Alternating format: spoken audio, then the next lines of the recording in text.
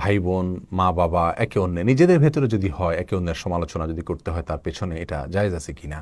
আমরা জানি অনেক সময় একই পরিবারে দেখা যায় একই পরিবারের সদস্য তার কোনো ত্রুটি পরিবারের অন্য কোনো সিনিয়র সদস্যের কাছে বলতে হয় বা আমরা বলে থাকি। যেমন কথার কথা, ছোট ভাই কোনো ত্রুটি করছেন অথবা বড় ভাই কোনো ত্রুটি করছেন, সেটি তাকে বলা যাচ্ছে না, অথবা বললে সমাধান হচ্ছে না।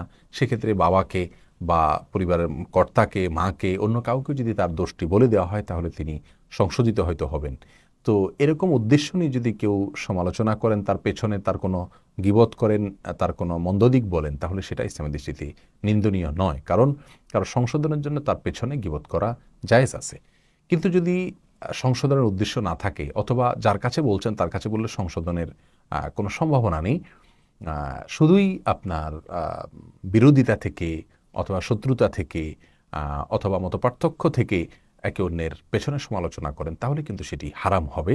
পরিবারের সদস্য হলেও হারাম হবে। বাইরের লোকের সমালোচনা যেরকম করা হারাম, পরিবারের সদস্যদেরও সমালোচনা করা হারাম। বিশেষ করে যৌথ পরিবারে এ ধরনের সমস্যাগুলো অনেক বেশি হয়ে থাকে। দেখা যাচ্ছে যে ভাবি তিনি ননদের সমালোচনা করছেন, অথবা দেবর বা ননদ তারা ভাবির সমালোচনা করছেন, অথবা ভাই ভাইয়ের সমালোচনা করছেন, ভাই বোনের সমালোচনা করছেন, একে অন্যের সমালোচনা করছেন। অনেক সময় বাবা মার ক্ষেত্রে এরকম হয়ে থাকে। এই সব সমালোচনার ক্ষেত্রে মূল বিষয় হলো যে তিনি তার সমালোচনাটার মূল লক্ষ্য কী, এবং এই সমালোচনার মাধ্যমে তার সংশোধন আশা করা যেতে পারে কিনা। যদি তার সংশোধনের উদ্দেশ্যে সমালোচনা করেন বা তার কোনো মন্দ কথা বলেন, তার পেছনে গীবত করে থাকেন, তাহলে সেটা জায়েজ হবে। যেমন কথার কথা, ভাবি কোনো অন্যায় করছেন, সেটা ভাইয়ের কাছে বলা হলো, ষড়যন্ত্রের উদ্দেশ্যে নয়, মিথ্যাও নয়, বাড়াবাড়িও নয়, বরং ভাবির সে অন্যায়টি ভাইয়ের নজরে আনলে ভাই হয়তো ভাবিকে সংশোধন করবেন। সে উদ্দেশ্যে যদি মানে গীবত করা হয়, তাহলে সেটা জায়েজ হবে। কিন্তু সম্পূর্ণ দায়িত্ব নিয়ে সে গীবত করতে হবে যে চুল পরিমাণ অতিরিক্ত বলা হবে না, এবং কোনো প্রকার বাড়াবাড়ি থাকবে না, জুলুম হবে না, মিথ্যা থাকবে না। আর যদি ব্যাপারটি এমন হয় যে এখানে আসলে সংশোধনের বিষয় নাই, বরং ছোট ছোট বিষয়কে অনেক বড় করে দেওয়া হয় শুধুমাত্র বিরোধিতা থেকে, বিরোধিতার কারণে, মতবিরোধের কারণে, হিংসা থেকে, শত্রুতা থেকে, তাহলে সেক্ষেত্রে এটি সম্পূর্ণরূপে হারাম হবে। এবং এই ধরনের গীবত থেকে আমাদের বেঁচে থাকা উচিত।